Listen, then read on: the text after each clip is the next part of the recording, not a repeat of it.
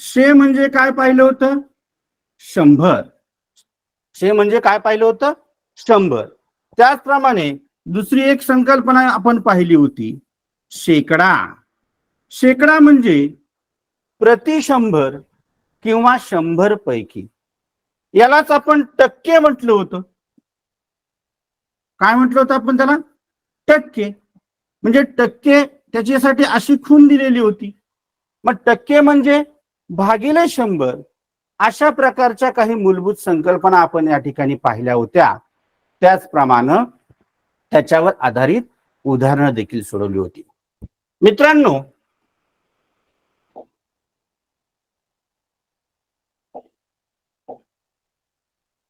या ठिकाणी आपण काल 25% बरोबर 25/100 किंवा 25/100 असं पाहिलेलं होतं. म्हणजे या टक्क्याचा अर्थ काय होतो? तर भागिले 100 किंवा 100 पैकी. याच्यासाठीच या 25%साठीच आपण एक शब्द वापरला होता,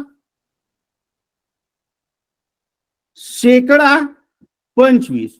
म्हणजे आपण 25% तरी एक वेळ म्हणू शकतो किंवा शेकडा 25 असं देखील त्याला म्हणू शकतो.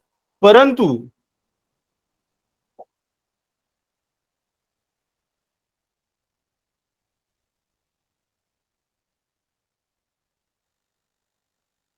शेकडा 25% असं या ठिकाणी आपण म्हटलं तर त्यामध्ये बराचसा बदल होतो. म्हणजे शेकडा 25% म्हणजे याचा काय अर्थ होतो पहा. एकतर शेकडा म्हणजे काय? 100 पैकी, आणि 25%चा अर्थ सुद्धा होतो 25/100. मग आता शेकडा 25 जर एखाद्या विद्यार्थ्यानं लिहिलं किंवा आपण जर असं वाचलं तर याचा अर्थ काय होणार पहा. शेकडा 25% असं जर असेल तर आता शेकडा म्हणजे काय? भागिले 100. म्हणजे अगोदर आपण 25% लिहून पाहू. शेकडा 25%चा अर्थ काय होणार? 25/100. आणि शेकडा 25/100 म्हणजेच काय? तर याचा देखील 25/100चा देखील काय होणार? टक्के. आणि या टक्क्याचा अर्थ आहे भागिले 100. म्हणजे आपल्याला या ठिकाणी काय मिळेल? 25/100 भागिले पुन्हा 100. म्हणजे पुढे आपण याला जर सरळ रूप दिलं तर 25/100 भागिले 100 म्हणजेच काय? गुणिले 1/100. म्हणजे शेकडा 25% याचा अर्थ होईल 25/1वरती 4 शून्य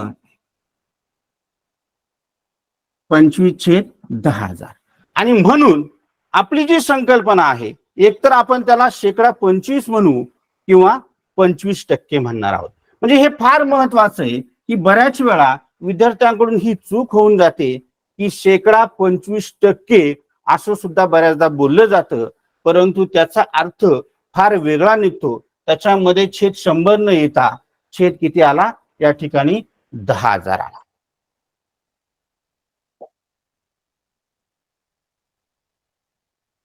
आता काल विद्यार्थी मित्रांनो काल आपण पाहिलं होतं 25%. 25% म्हणजे शेकडेवारीमध्ये लिहिलेलं होतं. आता याचं आपण अपूर्णांकामध्ये रूपांतर केलं म्हणजे 25% म्हणजे काय मिळालं मला? पावभाग. पावभाग म्हणजे किती? 1/4. त्याच्यानंतर 50% मी लिहिला होता.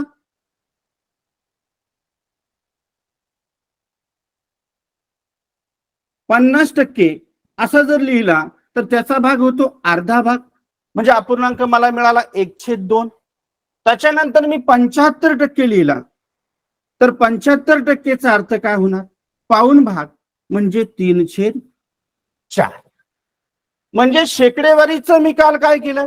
अपूर्णांकामध्ये रूपांतर केलं. पहा म्हणजे 25% असतील तर पाव भाग, 50% असतील तर अर्धा भाग आणि 75% असतील तर पाऊण भाग आणि 100% असेल तर एक पूर्ण भाग. म्हणजे अशा प्रकारे काल आपण शेकडेवारीचं रूपांतर या अपूर्णांकामध्ये केलं. आज थोडस मी तुम्हाला पुढे घेऊन जाणार आहे पहा, की शेकडेवारीचं रूपांतर अपूर्णांकात करून पुन्हा त्याला दशांश अपूर्णांकामध्ये कसं नेता येतं त्याचा थोडासा आपल्याला आज अभ्यास करायचा आहे. आपल्याला माहित आहे 25% म्हणजे किती पहा या ठिकाणी आपण अगोदर 25%चं पाहू. 25% म्हणजे किती 25 अंश छेदामध्ये 100 किंवा 100पैकी 25 पाहू. मग 25% म्हणजे 100पैकी 25 याला आपण दशांश अपूर्णांकामध्ये जर नेलं, या ठिकाणी दशांश चिन्ह कुठं आहे या ठिकाणी आहे, छेदाचं दशांश चिन्ह कुठं आहे इथं आहे बरोबर. आता मला दशांश अपूर्णांकामध्ये लिहायचंय याचा अर्थ मला या ठिकाणी त्याचा छेद अजिबात नकोय, तो एक असला पाहिजे. आणि मग मला जर त्या छेदामध्ये एक घ्यायचा असेल तर मला हे दशांश चिन्ह डावीकडे सरकवावं लागेल किंवा मला छेदाला 100ने भागावं लागेल. दशांश चिन्ह सरकतं म्हणजे काय होतं आपण त्याला भागतो किंवा गुणतो. मग आता पहा मला हे डावीकडे सरकवायचं असेल तर मला 100ने या ठिकाणी मला 2 स्थळ इकडे डावीकडे यायचं आहे आणि म्हणून मला या ठिकाणी पहा 100ने भागावं लागेल. म्हणजे माझं एक घर या ठिकाणी येईल, दुसरं घर या ठिकाणी, म्हणजे दशांश चिन्ह माझं इथे येणार आहे. आता याचं सुद्धा जर मी छेदाचं दशांश चिन्ह 2 घरं मागे आलोय डावीकडे आलोय तर मला अंशाचं सुद्धा दशांश चिन्ह 2 घर पाठीमागे येऊन मला अंशामध्ये 0.25 आणि छेदामध्ये मला किती मिळालं 1.00. आता 1.00 म्हणजे काय 1 पूर्णांक आणि पुढे अपूर्णांकाचा भाग झाला 0. म्हणजे खाली छेदामध्ये या ठिकाणी 1 उरला आणि अंशामध्ये 0.25 अशा प्रकारचं मला या ठिकाणी या 25चं रूपांतर मिळालं. मग आता 1 भागणं म्हणजे काय, त्याने काही बदल होत नाही आणि म्हणून या ठिकाणी 0.25 अशा प्रकारचा मला दशांश अपूर्णांक मिळाला.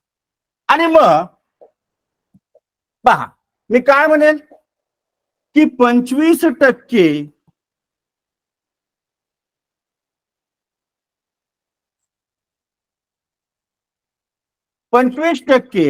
बरोबर 25% बरोबर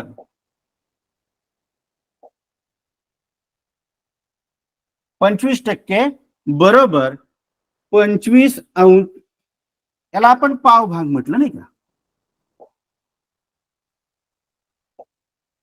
याला काय म्हटलं होतं आपण 25%ला पाव भाग म्हणजे 1/4 आणि मला तो टक्केवारीचा मी या ठिकाणी अपूर्णांक बनवला आणि अपूर्णांकाचा मला आता दशांश अपूर्णांक बनवायचा आहे 0.25 असा मला मिळाला. आता मग मला 50% कसा मिळणार आहे पहा 50% बरोबर 50 अंश छेद 100 बरोबर 1/2. 50 एके 50, 50 दुने 100. काल आपण पाहिलं याला कशा प्रकारे सरळ रूप देता येतं किंवा याचा कसा इक्विव्हॅलंट फ्रॅक्शन आपण काढू शकतो, सममूल्य अपूर्णांक या ठिकाणी काढू शकतो. आता मग 50% म्हणजे काय 50 अंश छेद 100 बरोबर 1/2 म्हणजेच काय अर्धा. आणि याला आता या ठिकाणी जसं आपण 25%चं 0.25 बनवलं होतं तर 50%चं मला 0.50 किंवा 0.50 अशा प्रकारचा मला दशांश अपूर्णांक मिळाला. पहा 75%च्या बाबतीत सुद्धा मी अशाच प्रकारे मांडणी करू शकतो. 75% म्हणजे काय 75% 75% बरोबर 75 अंश छेद 100 बरोबर 3/4 म्हणजे पाऊण मिळाला होता हे आपण काल पाहिलं होतं. आणि याला भाग दिल्याच्या नंतर किंवा याचं दशांश अपूर्णांकामध्ये रूपांतर या ठिकाणी 0.75 असं झालं. म्हणजे 25%, 50% आणि 75%. पावभाग, अर्धा भाग, पाऊण भाग याला मी दशांश अपूर्णांकामध्ये रूपांतरित केलं. 25% म्हणजे मला किती मिळाला? 0.25. त्याच्यानंतर 50% मला किती मिळाला? 0.50 आणि 75% मला मिळाला 0.75. पहा आता, म्हणजे या ठिकाणी आपण आज काय केलंय की शेकडेवारीचं रूपांतर अपूर्णांकामध्ये केलं आणि पुन्हा अपूर्णांकावरून याची सांगड आपण दशांश अपूर्णांकाशी घातली. आता या ठिकाणी मी जसं लिहिलं होतं 25% बरोबर 25/100. काय लिहिलं आपण? 25% बरोबर काय? 25/100 किंवा 25/100 किंवा 25 हे 100पैकी 25 अशा प्रकारे सुद्धा आपण तो संबोध घेतलेला आहे. मग 25% मला मिळाला किती? 0.25. 0.25. मग आता 0.25 याचं वाचन आपण कसं केलेलं आहे पहा. अपूर्णांक शिकताना आपण ही गोष्ट पाहिलेली आहे की 0.25. किती वाचलं याला? 25%. मला हीच गोष्ट तुम्हाला सांगायची आहे. एक नवीन गोष्ट आपण या ठिकाणी पाहतोय की 0.25 यातलाच वाचन कसं करतो आपण? 0.25. म्हणजे दशांश चिन्हाच्या डावीकडचा भाग. आपण दुसरं एक उदाहरण थोडस वेगळं घेऊ की 2.25 मुद्दाम घेतो पहा, म्हणजे तुमच्या लक्षात येईल की या ठिकाणी दशांश चिन्हाच्या डावीकडे जो भाग आहे तो पूर्णांक आहे. त्याला 2 पूर्णांक म्हटलं मी. 2 पूर्णांक आणि इकडे 25% असं वाचन यातलं करतो. 0.25 किंवा 2.5 म्हणजेच काय? 25%. म्हणजे पहा, तुम्ही जर कधी दूरदर्शनच्या बातम्या ऐकल्या असतील किंवा रेडिओवरती मराठी बातम्या ऐकल्या असतील तर त्याच्यामध्ये हा दशांश अपूर्णांक वाचताना 2.25% असा वाचला जातो. म्हणजे दशांश अपूर्णांकामध्ये या ठिकाणी हा दशांश चिन्हानंतरचा जो भाग आहे त्याला 2 घरं असतील तर हा 25%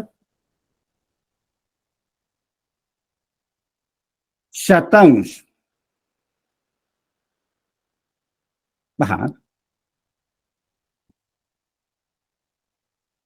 25% असा भाग वाचला पुढे.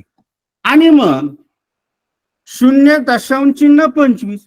आता याच्यामध्ये हा पूर्ण भाग आहे. तो पूर्णांक किती आहे? 0. आणि अपूर्णांकाचा भाग किती आहे या ठिकाणी? 2.5. हा 2.5 कसा लिहितो आपण? 25/100. म्हणजेच मला काय सांगायचंय पहा की 25/100 हा काय येतोय? 0.25 येतो. याचा अर्थ तो 25% येतो. आणि म्हणून कधी कधी या शेकड्याला किंवा टक्क्याला या ठिकाणी शतांश सुद्धा म्हटलं जाईल. मग 25% म्हणजे काय किंवा 50% म्हणजे काय पहा की 25% म्हणजे काय? बरोबर 25% किंवा 25/100 किंवा 25%. असं एक प्रकार, 2 प्रकार आणि हा तिसरा आणि चौथा. पहा 25% असं देखील या ठिकाणी वाचलं जाईल. असं पाहता मुलांना, काल आपण पाहिलं की 1/25च उदाहरण घेऊ. 25% बरोबर. आता शेकडेवारीमध्ये हे चिन्ह फार महत्वाचं. हे चिन्ह आहे, हे चिन्ह फार महत्वाचं आहे. काल आपण पाहिलं टक्के दाखवण्यासाठी या स्वरूपाचं चिन्ह वापरलं जातं. मग आता टक्के म्हणजे एक तिरपी रेषा, वरच्या बाजूला एक गोल काढलेला आहे, या ठिकाणी एक शून्य काढलाय, गोल किंवा शून्य, आणि मग हा झाला शेकडेवारीचं किंवा टक्केचं खूण. मग याचा अर्थ आपण काय पाहिला की भागिले 100 असा पाहिला. पण आता याच्यानंतर हे जर काल मी तुम्हाला सांगितलं तर हे चिन्ह असं लिहायचं नाही. पहा, जर असं लिहिलं तर हे चिन्ह चुकीचं होतं. मग समजा ह्या चिन्हांवरती एखादा प्रश्न आला, पहा की चुकीचं चिन्ह कोणतं. मग एक प्रश्न आपण या ठिकाणी घेऊ. पहिलं चिन्ह मी हे काढतो, दुसरं चिन्ह अशा स्वरूपाचं काढतो, तिसरं चिन्ह असं काढतो, आणि चौथं चिन्ह असं काढतो. मग तुम्हाला विचारलं की शेकडेवारीचं योग्य चिन्ह कोणतं किंवा कोणतं चिन्ह बरोबर आहे, तर आपण या 3 क्रमांकाच्या चिन्हाला काय करतोय, लगेच पसंती देतो आणि त्याचा अर्थ समजून घेतो की हे चिन्ह आपलं शेकड्याचं आहे किंवा शेकडेवारीचं आहे किंवा टक्के म्हणून आपण त्याला संबोधतो. परंतु या 3 चिन्हांचा अर्थ हे त्याचं उलट लिहिलेलं चिन्ह आहे, हे तर पूर्णपणे बाद होतं. पहा, हे चिन्ह आपण भागाकारासाठी वापरतो आणि हे जे चिन्ह आहे, पहा, हे चिन्ह सुद्धा तुम्हाला समजून घेणं गरजेचं आहे. आता जरी आपल्याला नसलं तर चुकून समजा जर कधी परीक्षेला आलं, या चिन्हाचा अर्थ काय आहे हे तुम्हाला मी सांगतो. पहा, जसा या चिन्हाचा अर्थ आहे 100 पैकी काय, 100 पैकी काय असतील ते 25 असतील, 50 असतील, 75 असतील, तसं या ठिकाणी किती शून्य आहेत, तिरप्या रेषेच्या इकडून एक आहे, इकडून एक आहे. परंतु या चिन्हामध्ये पहा, तिरप्या रेषेच्या या ठिकाणी 2 शून्य आहेत. म्हणजे याचा अर्थ छेदामध्ये एकावरती 3 शून्य आहेत. पहा, 1 2 3, आणि मग त्यापैकी काय असेल, समजा 750 असतील अशा स्वरूपात. म्हणजे या चिन्हाचा अर्थ इकडचा जर आपण पाहिलं की याच चिन्हाचा अर्थ काय होतं, टक्केची खूण आहे किंवा 100 पैकी असा होतो, तर या चिन्हाचा अर्थ 1000 पैकी असा होतो. तो भविष्यात आपल्याला शिकायचा आहे. जर आपण भूगोलाचा अभ्यास केला तर त्याच्यामध्ये लिंग गुणोत्तर हा घटक दाखवण्यासाठी दर हजारी यासाठी हे चिन्ह वापरलं जातं. पहा,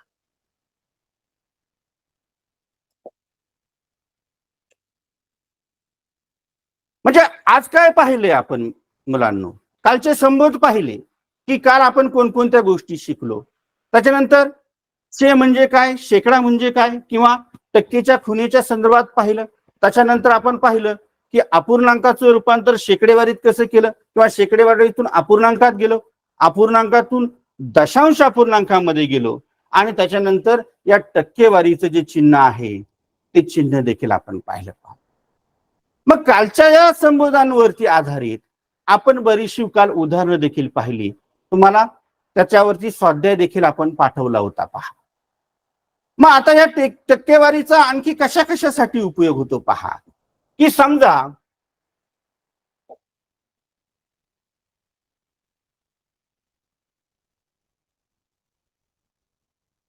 दोन मुलांचे गुण असतील. पहा,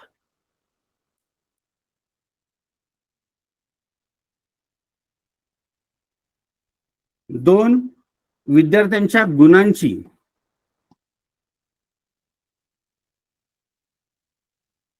तुलना करण्यासाठी आज आपण शेकडेवारीचा वापर कसा करणार. पहा, समजा प्रणव नावाच्या मुलाला 40 पैकी 28 गुण मिळाले. प्रणव नावाचा जो मुलगा आहे त्याला 40 पैकी 28 गुण मिळाले. आणि दुसरा एक विद्यार्थी आहे, तो श्लोक नावाचा विद्यार्थी आहे. त्या श्लोक नावाच्या विद्यार्थ्याला 90 पैकी 54 गुण मिळाले. पहा, मग आता आपल्याला प्रश्न विचारला जाईल की दोघांपैकी कोणाला जास्त गुण मिळाले किंवा अधिक गुण मिळाले. पहा, पहिल्या विद्यार्थ्याला किती गुण आहेत या ठिकाणी, 40 पैकी 28 गुण आहेत. आणि दुसऱ्या विद्यार्थ्याला 90 पैकी 54 गुण आहे. आपण काय करतो की पटकन याची तुलना करण्यासाठी आपण याच्याकडे पाहतो आणि मग सांगतो 40 पैकी हे 28च आहे, मला 28 दिसले. 90 पैकी 54 आहे, मला 54 दिसले. आणि मग मला प्रथमतः वाटतं की या ठिकाणी 54 28 पेक्षा कसे आहेत, मोठे आहेत.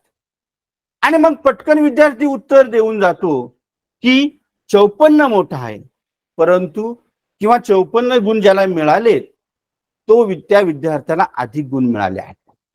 मग आपण काय करायचे, डायरेक्ट या ठिकाणी पाहता क्षणी याची उत्तर न देता थोडीशी याची तुलना करून पाहायची, म्हणजे याला शेकडेवारीत रूपांतरित करायचंय.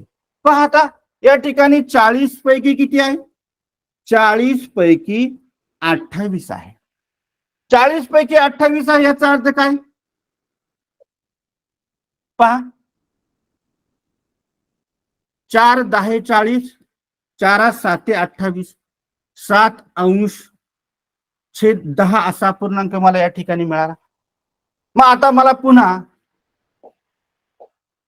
याचं शेकडेवारीत रूपांतर करायचे. मी 10ला 10ने गुणलं, 10 10 100, मला 10नेच मला 7ला गुणावं लागेल.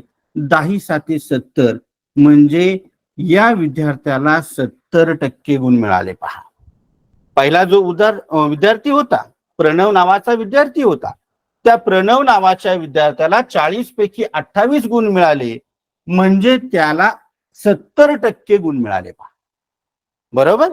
म्हणजे पहिल्या विद्यार्थ्याची आपण काय केली, टक्केवारी काढली, त्याला किती टक्के गुण मिळाले ते काढलं, 100शी त्याच्या गुणांची तुलना केली किंवा त्याचे गुण 100मध्ये रूपांतरित केले आणि या ठिकाणी आपल्याला 70 मिळाले. आता पहा, दुसरा श्लोक नावाचा जो विद्यार्थी होता, त्या श्लोक नावाच्या विद्यार्थ्याला 90 पैकी किती गुण मिळालेत, त्याला 54 गुण मिळालेत. पहा, म्हणजे याला सुद्धा मला काय करावं लागेल, याला सुद्धा शेकडेवारीत रूपांतरित करावं लागेल, म्हणजे मला याचा छेद पुन्हा 100 आणायचा आहे. पहा,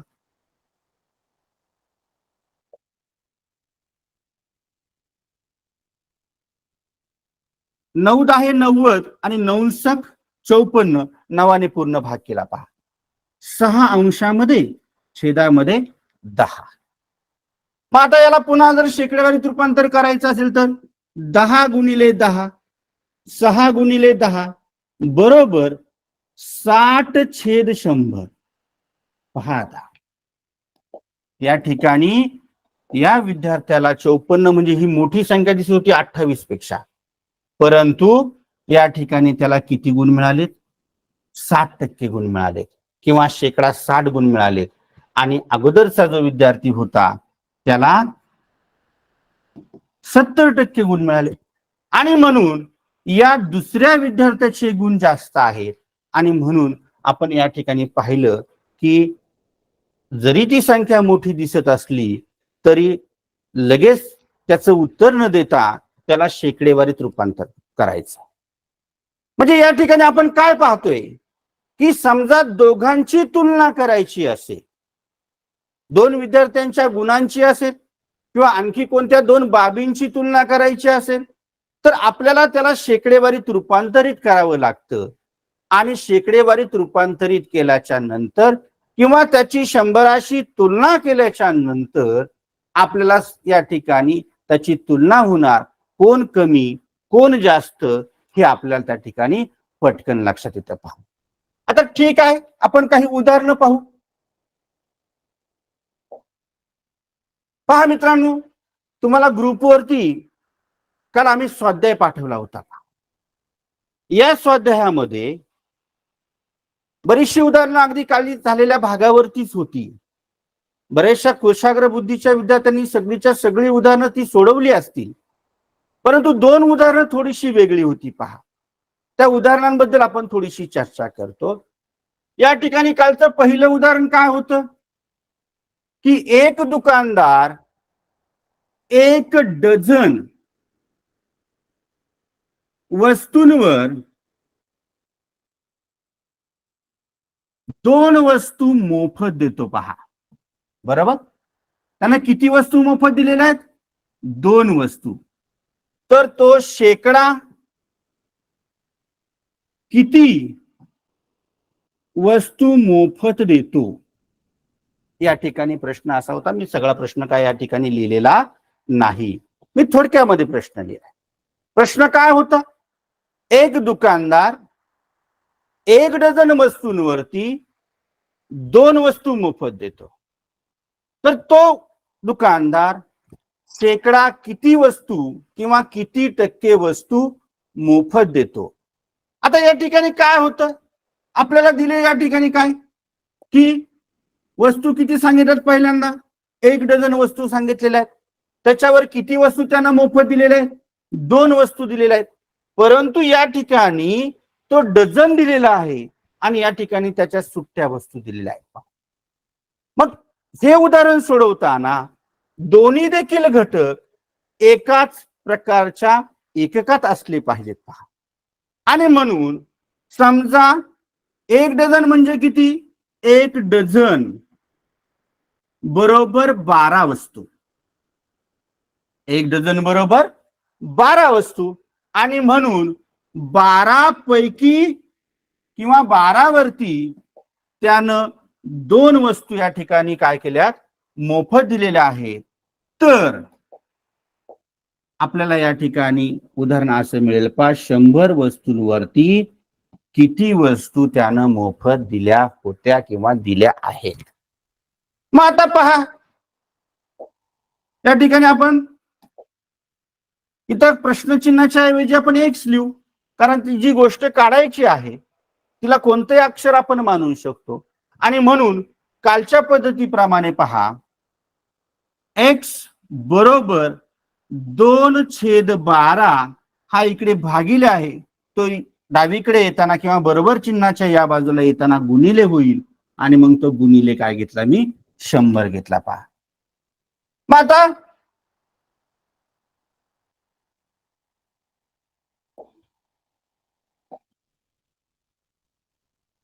ठीक आहे की बे के बे बेसक 12 म्हणजे काय मिळालं मला सरळ रूप देऊन की 100/6 मिळालं पहा.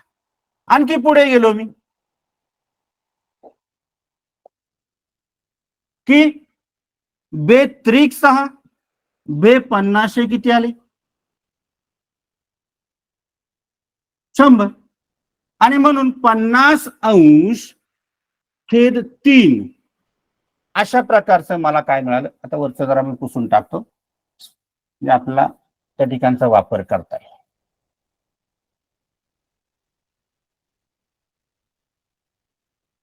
50°/3 अशी आपल्याला एक्स ची किंमत मिळाली. आता हा काय आहे? साधा अपूर्णांक आहे. मग याला पूर्णांक युक्त अपूर्णांकामध्ये जर रूपांतरित केलं किंवा 50ला जर 3 ने भागलं तर 16×3 = 48 म्हणजे 2 उरतील आणि याचा छेद आहे तसाच राहील. आणि म्हणून 16 किंवा 16.2अंश/3 अशा स्वरूपाचं माझं त्या ठिकाणी उत्तर निघालं असेल किंवा ते उत्तर मला हवं आहे.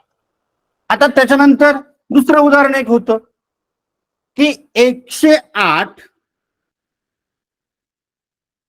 पेक्षा 8% 108 पेक्षा 8% मोठी असणारी संख्या कोणती? मग आता याच्यामध्ये काय करायचे? आपला 108 चे किती टक्के काढायचे? 8% काढायचे. मग आता पहा,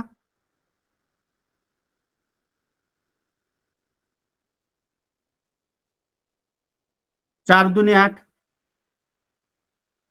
4 पंचवीसशे 100 बरोबर 108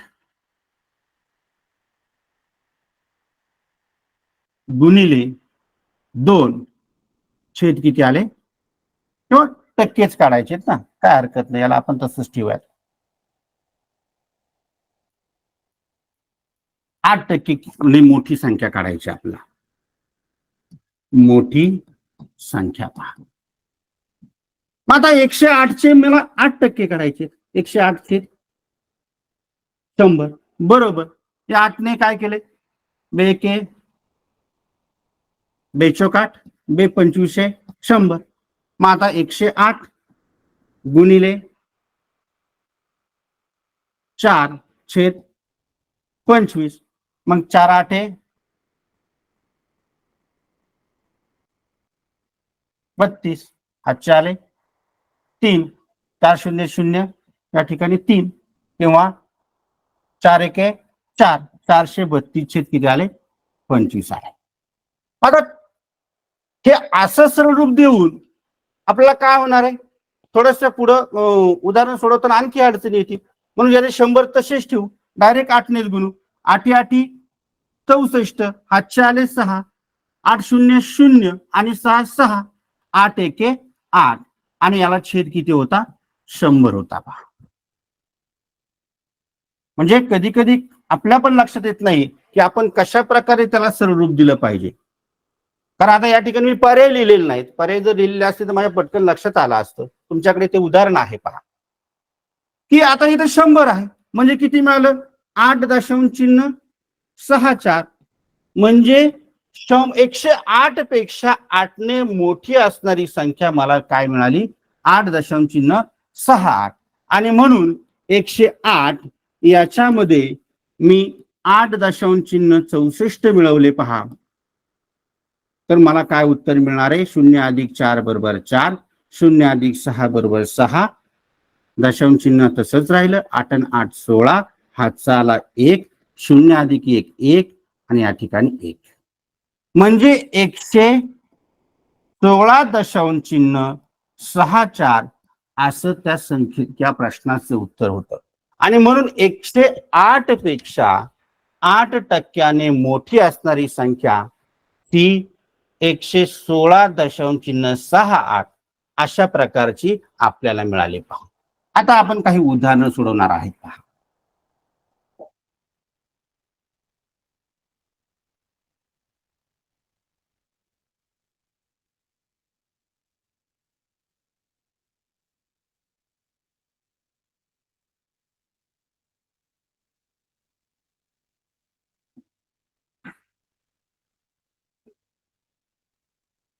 पहा तुमच्या स्क्रीनवर एक उदाहरण दिसतंय. एकदा वाचून घ्या बरं.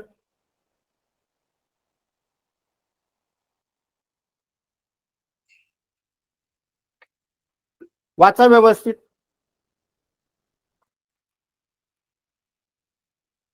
या ठिकाणी उदाहरण दिसतंय. नाना पाटलांच्या वाड्यावरती 300 पोती धान्य आहे. किती पोती धान्य आहे? 300 पोती धान्य आहे. त्यापैकी 20% पोती ज्वारीची आहेत. 35% पोती गव्हाची आहेत. 15% पोती तुरीची आहेत व उरलेली पोती सोयाबीनची आहेत. तर त्यांच्याकडे किती पोती सोयाबीनची आहेत? आता या ठिकाणी आपल्याला 4 पर्याय दिलेले आहेत पहा. पर्याय पहिला 60. पर्याय दुसरा 120. पर्याय तिसरा 105 आणि पर्याय चौथा काय दिलेला आहे? या ठिकाणी 90 दिलेला आहे. म्हणजे हे उदाहरण नीट समजून घ्यायचं. जरी उदाहरण थोडस अगडबंब मोठंच्या मोठं दिसत असेल तरी आपण याला घाबरून जायचं नाही. उदाहरण व्यवस्थित अशा प्रकारचं उदाहरण जर आलं तर हे उदाहरण आपण व्यवस्थित बारकाईने वाचायचे. या उदाहरणामध्ये दिलंय काय, आपल्याला विचारलंय काय, या गोष्टींचा विचार करायचा.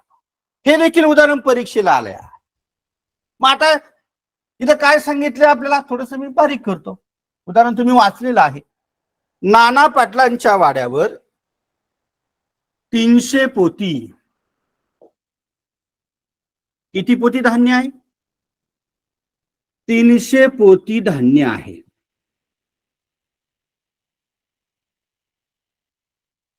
नाना पाटलांच्या वाड्यावर एकूण किती आहेत? 300 पोती आहेत. या 300 पोत्यांपैकी 20% पोती ज्वारीची,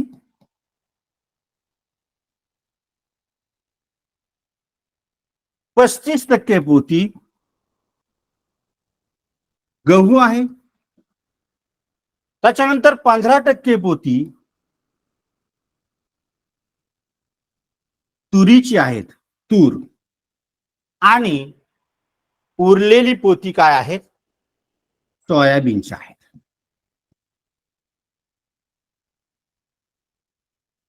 मग आपण जर नीट विचार केला, या वाड्यावरती एकूण पोती 300 आहेत पहा.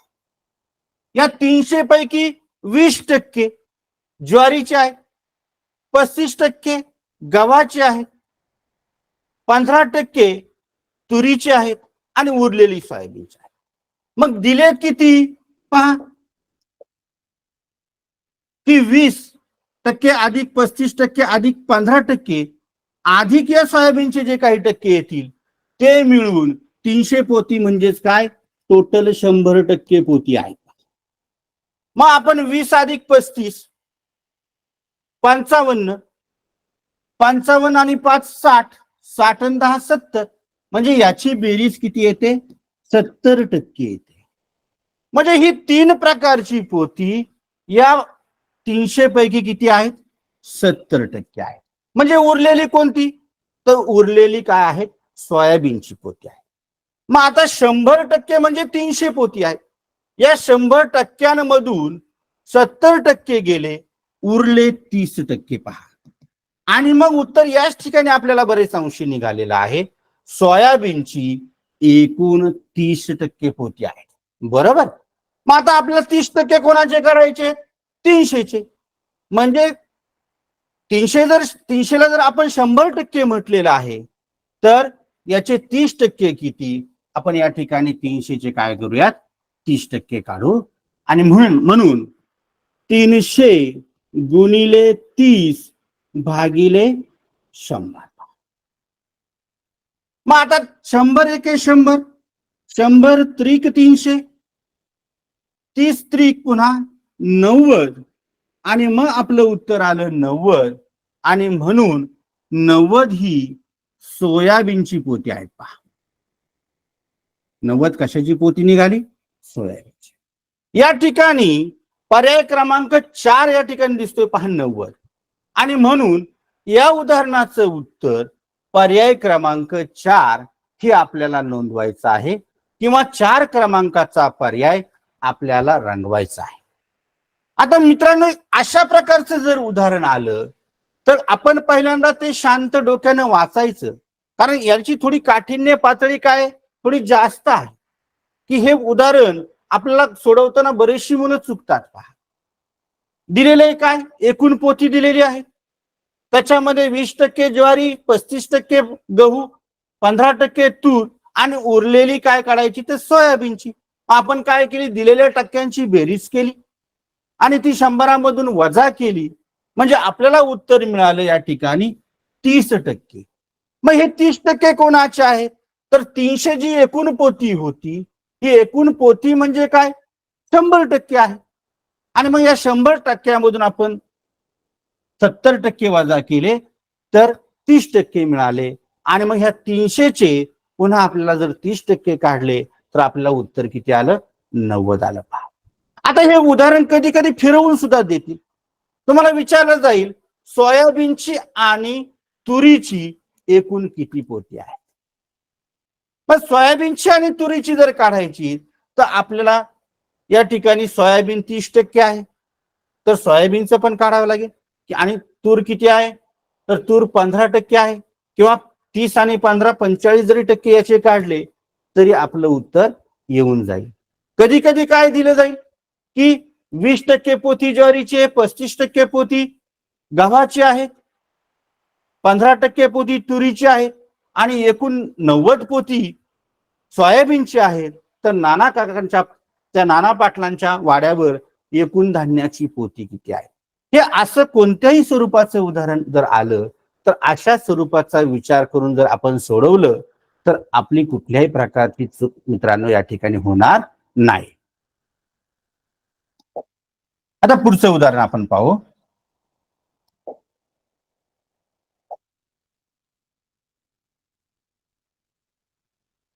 हे उदाहरण आपण काल सोडवलेलं आहे. पुन्हा एक पुढचं उदाहरण स्क्रीनवर तुम्हाला दिसते पहा, 9 क्रमांकाचं. एका शाळेतील 2300 विद्यार्थ्यांपैकी 70% विद्यार्थी दररोज सूर्यनमस्कार घालतात. लेखी उदाहरण आहे, व्यवस्थित वाचलं गेलं पाहिजे. मग 70% विद्यार्थी दररोज सूर्यनमस्कार घालतात, तर किती विद्यार्थी सूर्यनमस्कार घालत नाहीत? पहा या ठिकाणी काय दिले आपल्याला, 70% विद्यार्थी सूर्यनमस्कार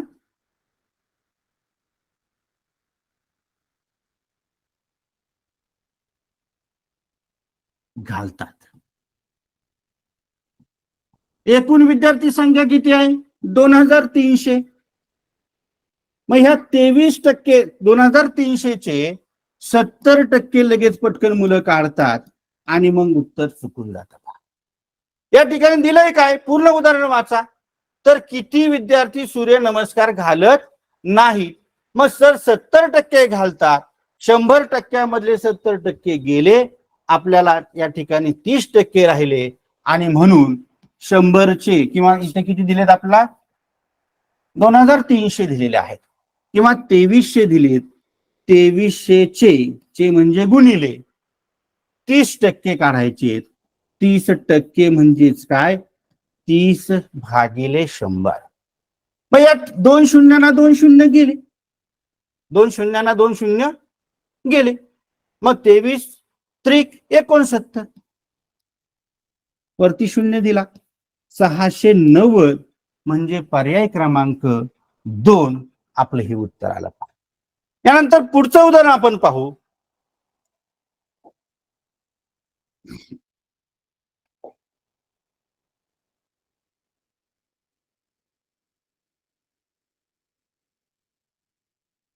पहा हे थोडस वेगळं उदाहरण आहे. काय होतं, मुलं बरेचसे उदाहरण सोडवताना चुका करतात आणि आपल्याला वरवर वाटतं की माझं बरोबर आहे, परंतु घरी गेल्याच्यानंतर परीक्षा हॉल मधून की आपल्या लक्षात येतं, अरे हे माझं उदाहरण चुकलं. पहा, ओंकार परीक्षेत 510 गुण मिळवून उत्तीर्ण झाला.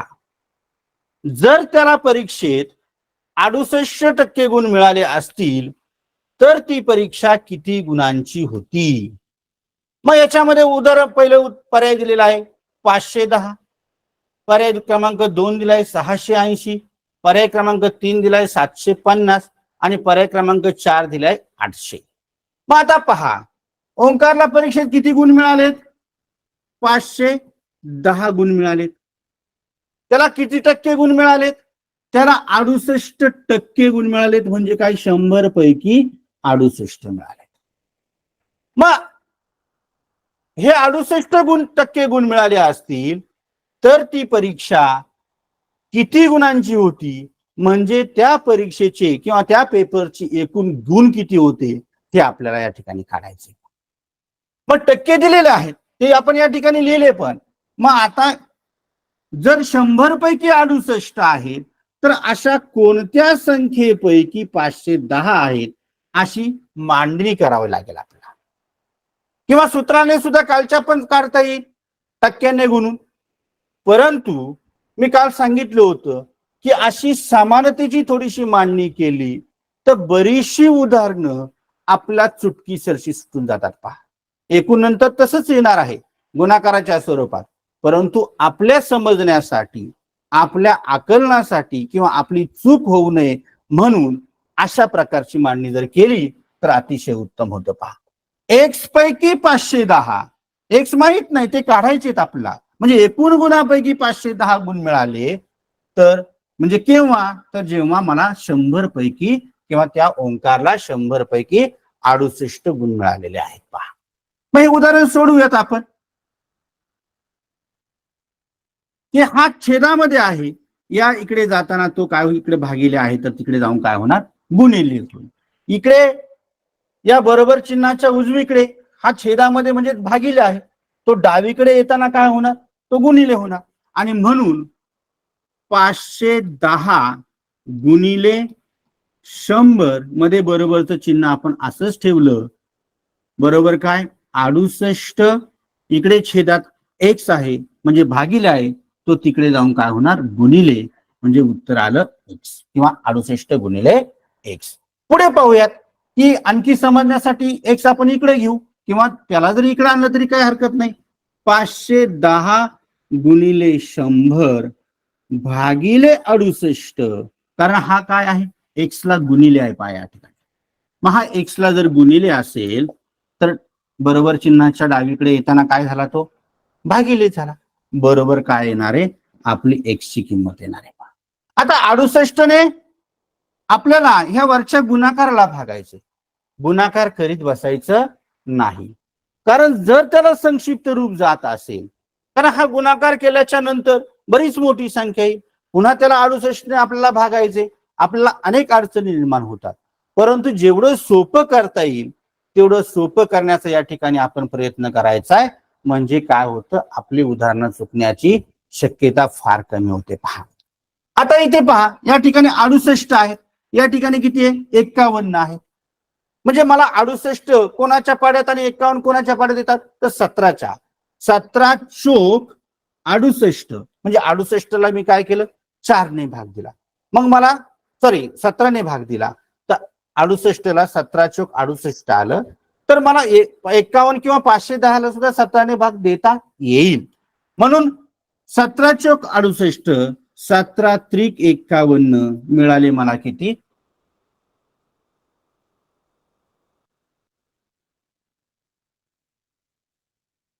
काहीतरी चुकतंय थांबा.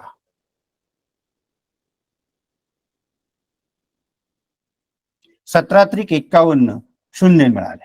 आता पुन्हा पहा बरोबर, थोडस इथे लिहितो मी, थोडा वेगळ्या कलरचा पेन घेऊ. की 30 गुणिले 100 किती आले इथे 30 गुणिले 100 भागिले 4. पापा 4 एके 4, 4 पंचवीस 100 म्हणजे उत्तर किती आलं 30 गुणिले 25, मग 30 गुणिले 25 या ठिकाणी मला मिळालं. मग 25 त्रिक 75 750, 25 त्रिक 75 आले आणि हा शून्य इथे ठेवला, म्हणजे काय आलं एकूण गुणाकार माझा इथं किती आला 750. म्हणजे एक्स ची किंमत एक्स बरोबर पहा एक्स बरोबर 750 या ठिकाणी आपलं उत्तर निघालेलं आहे. म्हणजे ती परीक्षा एकूण 750 गुणांची होती आणि पर्याय क्रमांक 3 या ठिकाणी आपल्याला 750 दिसतो. पहा आता पुढचं उदाहरण पाहू.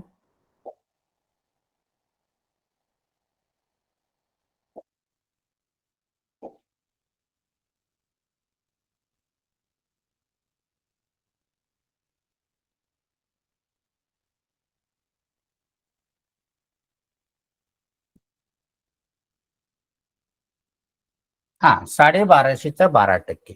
तर आता हे सोपं आहे. 1250 म्हणजे काय 1250 त्याचा 12% काढणं सहज शक्य आहे आपला. थोडस वेगळं उदाहरण पाहूया. 9909 चे 9% किती होतील ते पण सोपं उदाहरण आहे, तुम्ही सोडू शकता ते. आता अगोदरच्या सारखं एक मोठं उदाहरण या ठिकाणी आले.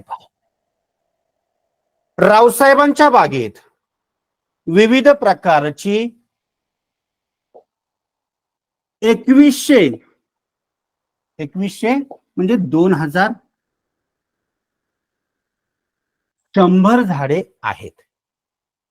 त्यापैकी 25% झाडे आंब्याची, 20% झाडे नारळाची, 40% झाडे फणसाची व उरलेली झाडे सुपारीची आहेत. तर सुपारीची एकूण किती झाडे आहेत. आता हे शिष्यवृत्तीच्या परीक्षेला आलेलं गणित आहे. पहा या ठिकाणी काय आहे एकूण झाड, असं उदाहरण मगाशी आपण पाहिलेलं आहे की एकूण झाडं किती आहेत 2100 आहेत. पैकी 25% झाडे 25% आंब्याची, 20% नारळाची, 40% फणसाची व उरलेली काय आहे सुपारीची आहे. आणि विचारले आपला सुपारीची एकूण किती झाडे आहेत. पर्याय क्रमांक 1 या ठिकाणी दिसतोय आपला 105, पर्याय क्रमांक 2 दिसतोय 525, पर्याय क्रमांक 3 दिसतोय 315 आणि पर्याय क्रमांक 4 दिसतोय 415. मग आता आपण काय करू, हे दिलेले 3 प्रकारची झाडं यांची टक्केवारीची बेरीज करू. 40 आणि 20 60, 60 आणि 20 80, 80 आणि 5 85, म्हणजे 85% झाडं ही आंबा, नारळ आणि फणसाची आहे. म्हणजे 100%पैकी याला काय म्हणतोय आपण, 100% म्हणतोय. मग 2100 पैकी याला जर आपण 100% म्हटलेलं आहे, तर या 100%तून आपल्याला जर 85% आपण जर वजा केले तर 15% उरतात पहा. आणि मग या 2100चे 15% काढले की आपल्याला या ठिकाणी सुपारीची झाडे मिळणार आहे. आणि मग 2100 किंवा 2100 गुणिले 15% म्हणजेच काय, 15/100. आणि मग या ठिकाणी 2 शून्याला 2 शून्य गेले, म्हणजेच काय, 100 ने इथं छेदाला भागलं, तेच आपण अंशाला देखील काय करणार आहे, इथे भागणार आहे. आणि म्हणून 2 शून्याला 2 शून्य गेले, आपल्याकडे अंशामध्ये राहिले 21 गुणिले 15, छेदामध्ये 1 आहे, तर एकाने भागणं हे काय विशेष काही बदल होत नाही, आहे ती संख्या राहते. आणि म्हणून 21 गुणिले 15 अशा स्वरूपाचा गुणाकार जर आपण केला तर 15 एके 15, हातचा आला 1, 15 दुने 30, 30 आणि 1 31, 315. आणि मग 315 आपलं पर्याय क्रमांक 3 मध्ये हे उत्तर आहे. म्हणजे अशा प्रकारची मुद्दामून 2 उदाहरणं आपण या ठिकाणी पाहिले, कारण ही दोन्हीच्या दोन्ही देखील परीक्षेला आलेली उदाहरणं होती. म्हणजे शेकडेवारीवरती अशा स्वरूपाची शाब्दिक उदाहरणं मोठ्या प्रमाणावरती जे असतात किंवा त्याचा आकार मोठा असतो, अशी शाब्दिक उदाहरणं येतात आणि ते आल्याच्या नंतर मुलांची सोडवताना थोडीफार गडबड होते, आणि म्हणून आपण ह्या प्रकारची 2 उदाहरणं घेतलेली आहेत. आता पुढचं उदाहरण आपण पाहूयात.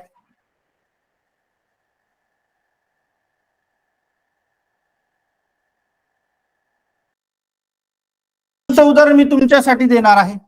तुम्हाला चॅट बॉक्स आता ओपन करून दिला जाईल.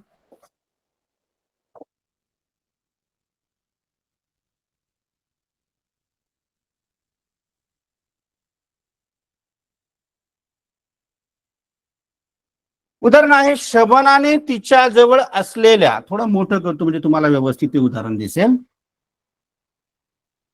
पहा, शबानाने तिच्या जवळ असलेल्या चॉकलेट पैकी,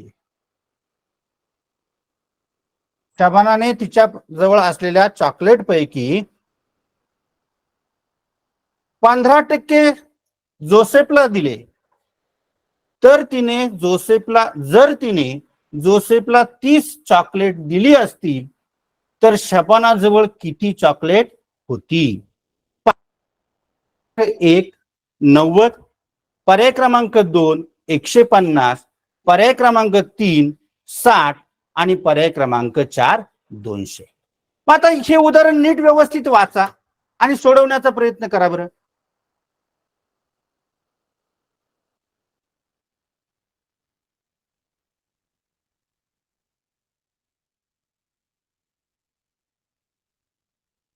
अरे बापरे, खूप विद्यार्थ्यांचा फास्ट मध्ये पहा आलेला आहे रिस्पॉन्स. अनिल पाटडे, अर्चना, श्रावणी, सौरभ, श्लोक, अर्णव आणि बऱ्याच विद्यार्थ्यांनी पहा कुणी 4 उत्तर दिले, काहींच बरेच मोस्टली ते 4 त्या ठिकाणी दिसत आहे. आणि मग पहा की बरेच विद्यार्थ्यांचा हे रिस्पॉन्स येत आहे. आपण एकदा पाहूयात की हे उदाहरण काय आहे. काय दिसतंय, थोडस अजून बारीक करतो स्क्रीन म्हणजे आपल्याला या ठिकाणी उदाहरण सोडवायला जागा मिळेल. शबनमने तिच्या जवळ असलेल्या चॉकलेट पैकी 15% चॉकलेट जोसेफला दिले. जर तिने जोसेफला 30 चॉकलेट दिली असतील तर शबनम जवळ किती चॉकलेट होती. म्हणजे काय पहा,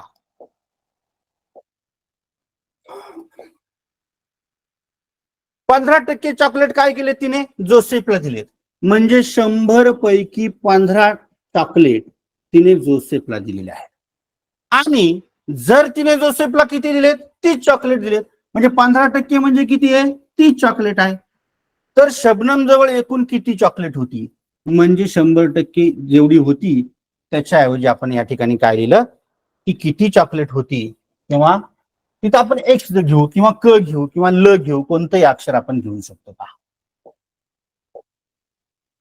म्हणजे 100 पैकी 15 म्हणजे 15%, आणि 100 पैकी 15 म्हणजे 15%, मग 15% म्हणजे किती आहे 30, तर मग 100% म्हणजे किती, असं साधं या ठिकाणी उत्तर उदाहरणची मांडणी होते पहा.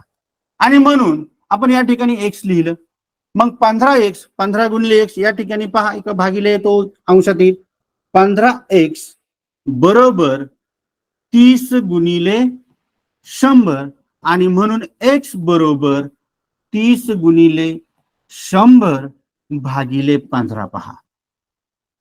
मग 15 एके 15, 15 दुने 30, आणि मग 15 दुने 30 म्हणजे काय 100 गुणिले 2 200, आणि त्याला छेद 1 म्हणजे काय 200, म्हणजे त्या शबनम जवळ 200 चॉकलेट होती, आणि त्या 200 चॉकलेट पैकी 15% चॉकलेट म्हणजे 30 चॉकलेट तिने जोसेफला दिली, आणि म्हणून आपलं पर्याय क्रमांक 4 हे